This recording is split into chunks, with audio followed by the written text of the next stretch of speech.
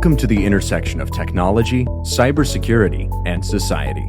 Welcome to CISSP Magazine. You're listening to a new Hackerz and Hackerz podcast. You're about to join Erika, Jax, and Jon for an inclusive cybersecurity conversation designed to educate and break the stereotypes of cybersecurity professionals while providing life hacks on how to handle burnout, networking, and goal setting. Knowledge is power, now more than ever.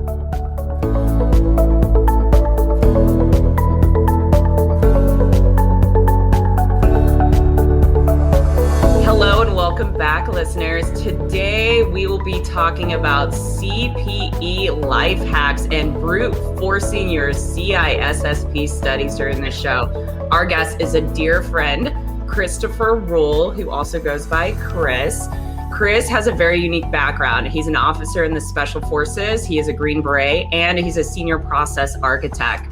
Chris brings a wealth of knowledge to this industry, and we are so excited to get his life hacks and his brute force techniques. Chris, welcome to the show. How are you? Thanks, Jax. Thanks for having me. It's good to see you again. And Jax, if me and her go way back. She actually used to work for me in Afghanistan in 2012 as one of my, female intel collectors, and so we've had a kind of a great career together over the years, and so it's great to be on the show with you, Jax, and good to meet you, Erika and Jon.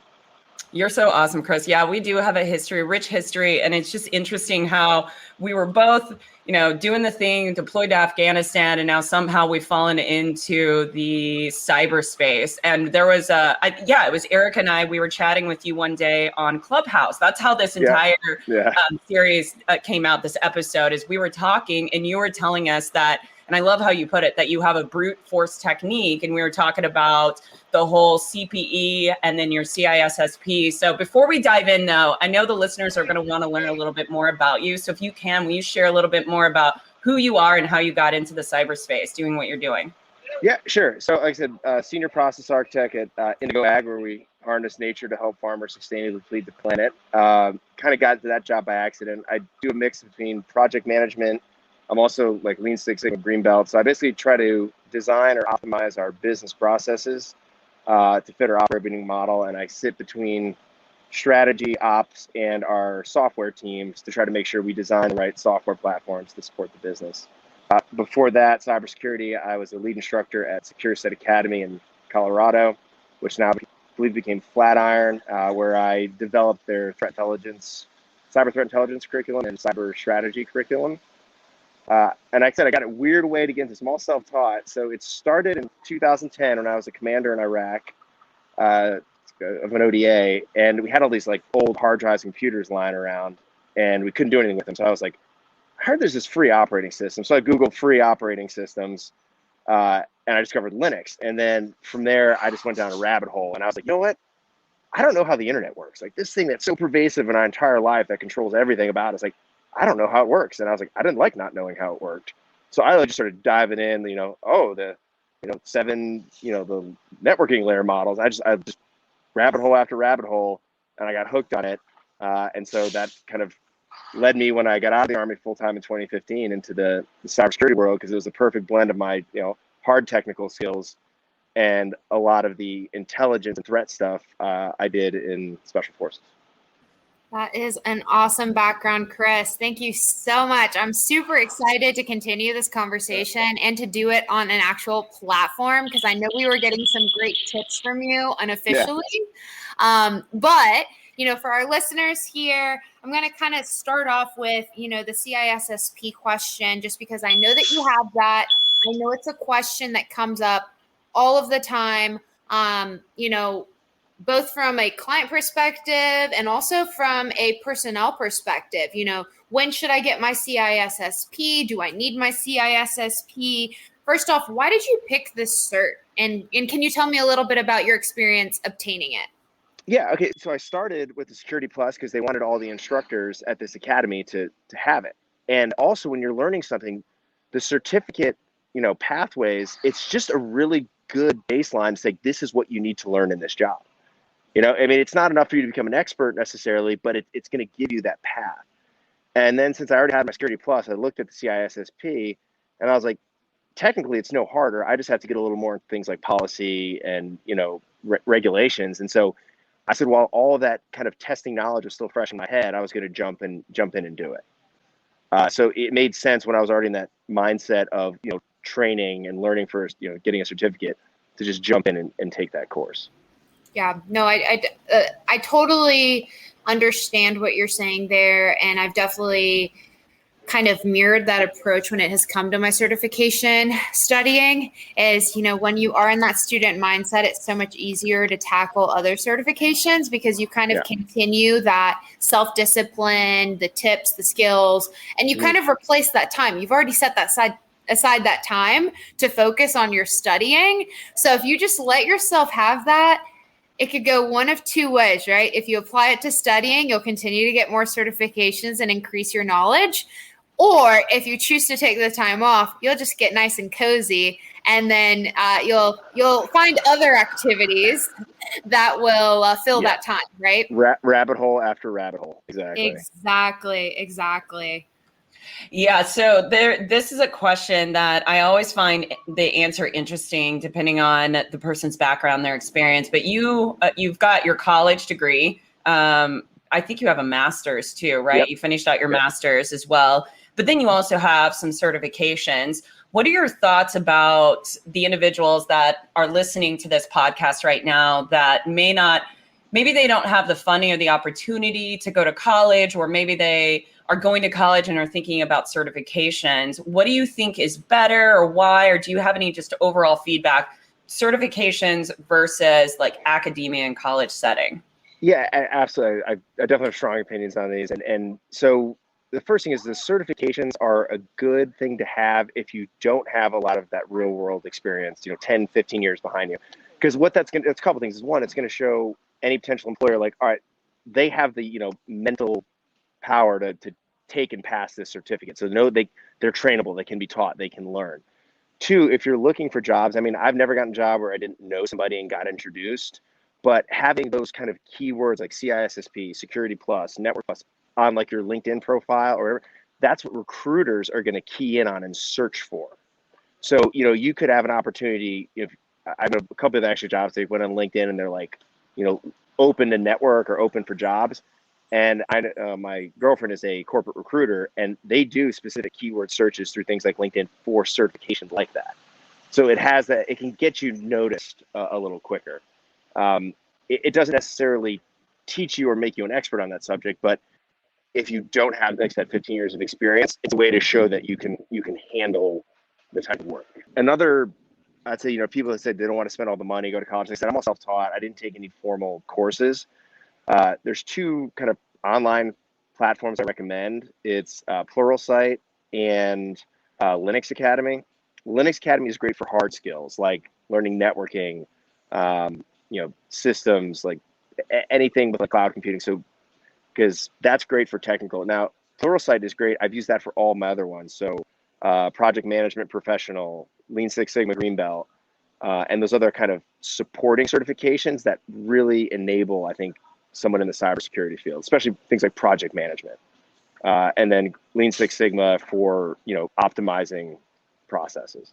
So, Chris, with all that, because you listed out quite a bit of resources on how you can kind of like level up, right? Because we live in a day and age where we're fortunate enough to where they're everywhere now, right? We don't have to kind of rummage the internet to go find them. They're right in front of our face, ready to go.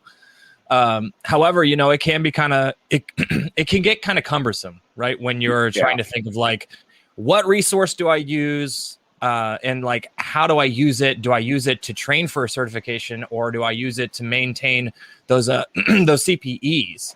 So with all of the resources that you have stated throughout us all talking, what are some, I guess, testing quote unquote hacks that you would advise the listeners for how would they properly study to pass and maintain their yearly CPEs, or even just pass a certification? Yeah, so to maintain them, again, there's a lot of those courses where they'll tell you this is CPE eligible and you take the 2-hour course.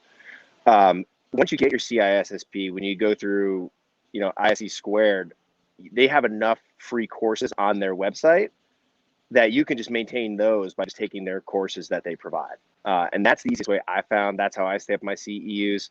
I schedule, 1 4-hour block a month, like a Friday afternoons, Tuesday afternoons, whatever, to just bang these courses out. And at least once a month so I stay current. For taking the exam, honestly, like Jax was joking around about this brute force attempt, but I mean, it's like machine learning. Like Kaplan provides a really good test database. And I would really just take the exam over and over again. I said, all right, there's 8 parts of the exam. The first part, which is like focusing on networking.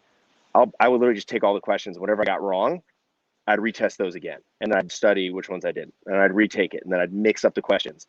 And so just taking, 30 different iterations of the test, 1 hour every day over the course of 2 weeks, I eventually kind of cracked the code on how the question sounded and what the answer was going to be. Absolutely, man. You're essentially, it's like kind of like creating the habit, right? And rinse, lather, and repeat until you get the results that you need or you want or you're trying to achieve. And something I wanted to ask, because at the beginning of the conversation, you had talked briefly about your background is, has any of your experience or the mentality that you have built, I guess a so-called framework in your head based on your military experience, like especially from doing like special forces and stuff, has that helped you at all in your study habits or forming better study habits in your cyber career? Yeah, absolutely. Good question. So when we went through the special forces qualification course, they put us through this battery of tests and practice, the kind of exams where it lets you learn like your study model, like how do you learn information, right? And then we had a course in there that is like how to learn, right? Based on your test results, what's the best way for you to learn? And for me, it was repetition and hands-on.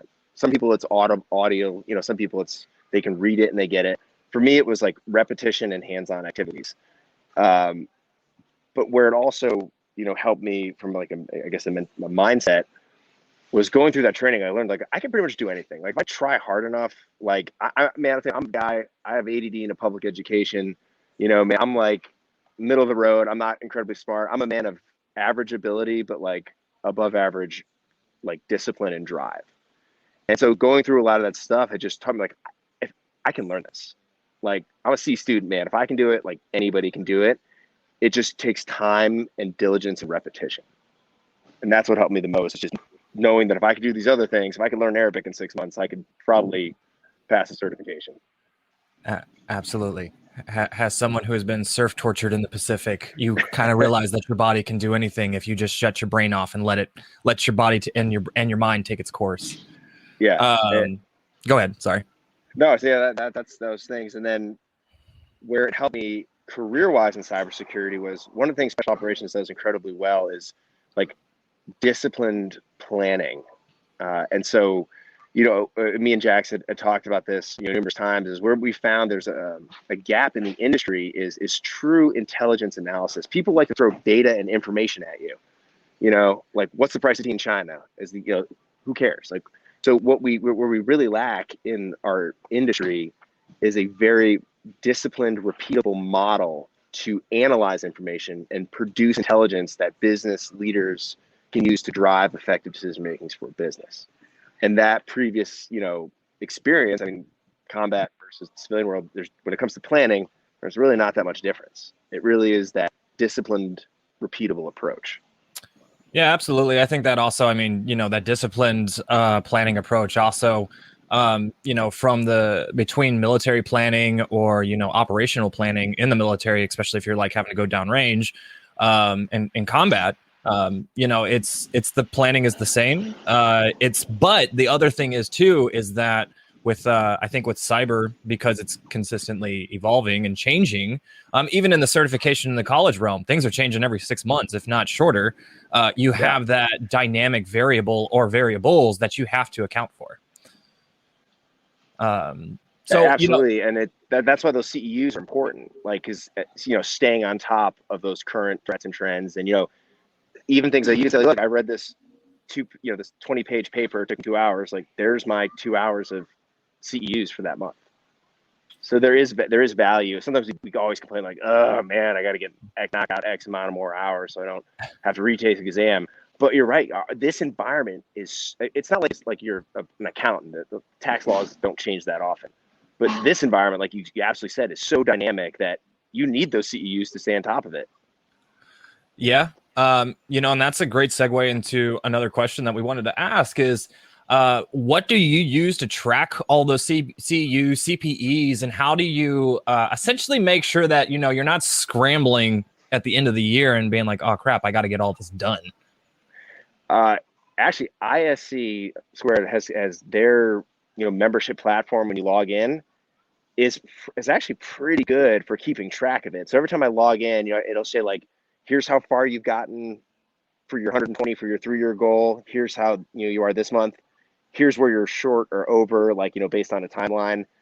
And I go in and I upload all my certificates. So I took a 25-hour cyber managers course for the Army. And I went and I uploaded it to there and I put the information in, and then it updates my CPE status bar.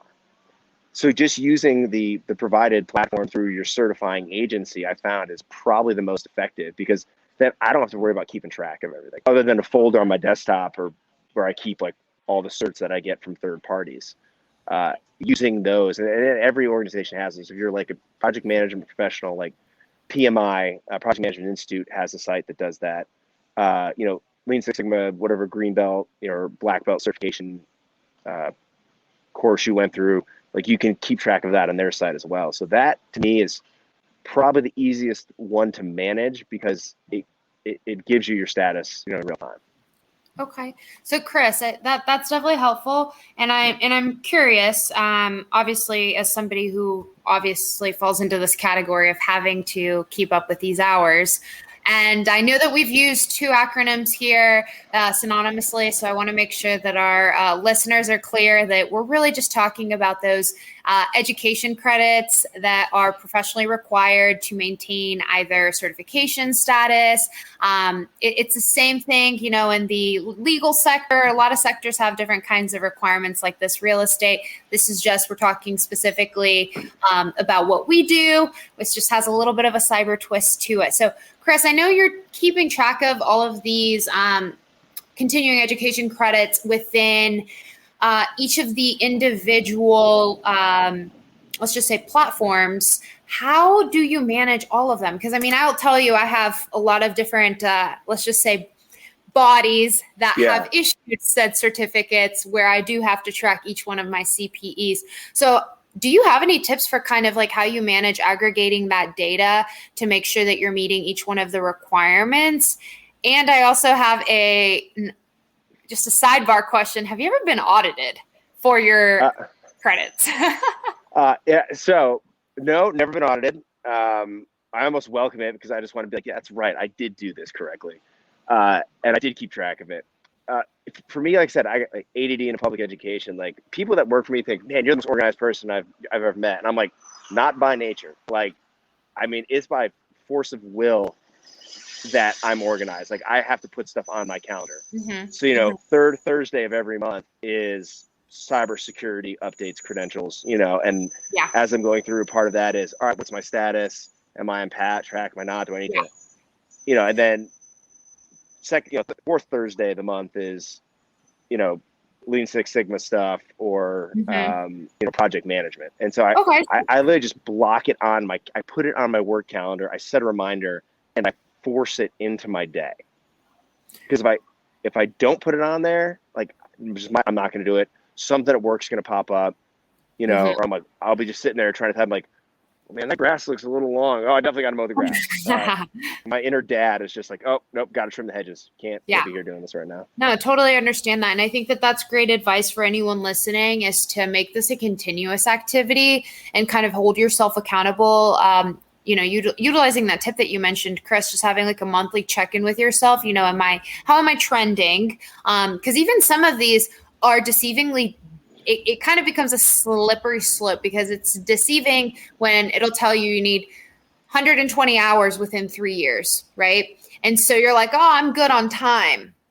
And you kind of just let it slide. And then December rolls around and you get a message and you're not on track, because you really should have submitted that first year's worth of credits.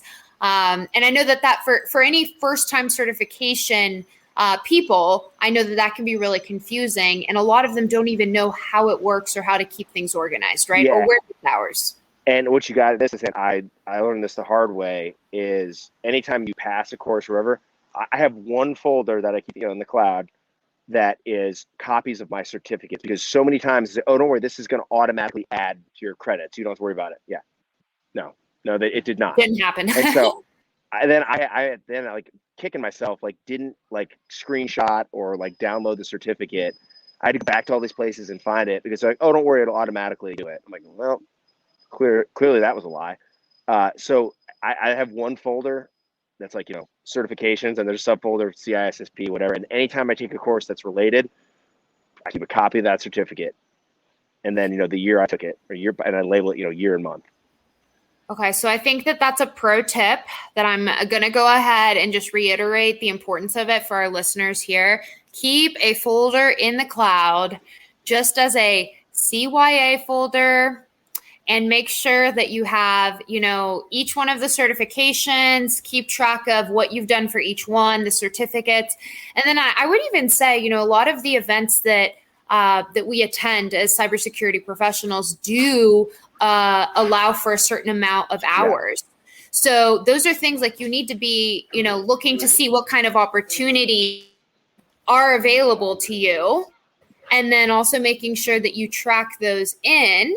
And then in case you do get audited, just in case any of our listeners got thrown off by that question that I asked, what is being audited? So let's just say ISC could come back and say, show me proof that you have done all of this, right? And so let's just say I said that I went to a B-Sides event and got 8 hours worth of credits for it, right? And I got it signed and that I was there.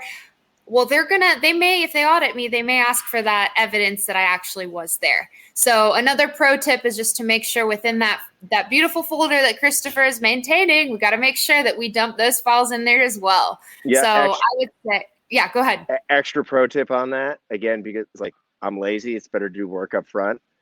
I label what it is, that it's underscore the number for how many hours, the underscore, and then the date, year, month, day. So 2021, 07, 06. Even better. Yep. And just so that I can look at it, and then I can do it a quick glance. If I have 8 certificates in there, I'm like 8, 3, 2, 20, 36, I'm good. Yeah, no, that's an awesome pro tip. A lot of pro tips here on how to keep it managed and how to keep it organized. I love it.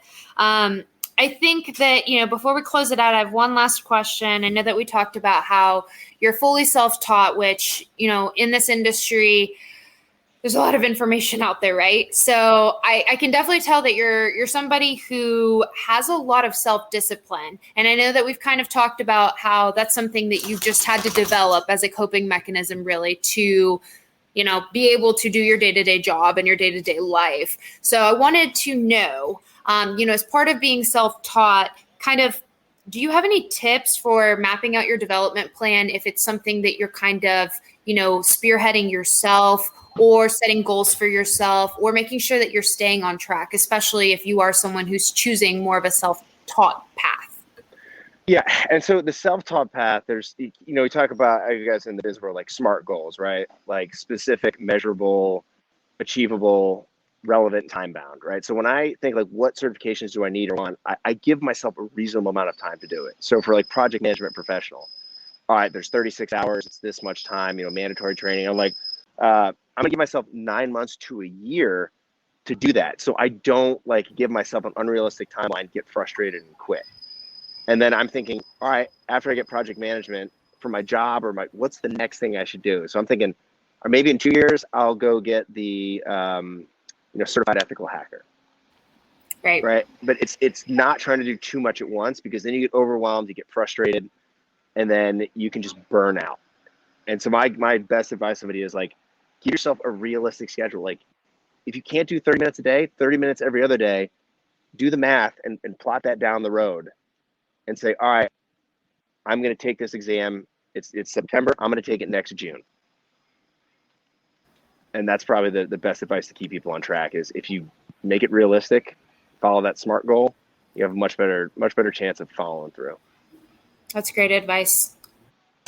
I'm hopping in here. So we are at time. I know we had a ton of questions coming out, and because this was an amazing discussion. Like I said before, it's always great to see you, Chris. And I know that our listeners are going to want to reach out to you. So if they do reach out to you, what is the best way for them to be able to reach you? Direct message me on LinkedIn. You can find my name, Christopher Ruel. Search Chris Ruel, CISSP. It'll come up. Best way to find me is through that, or get a hold of me. And because if you guys are wondering why I'm in a sweatshirt in July, I'm up in Maine, and it's like it's 60 degrees today. So, not used to this cold.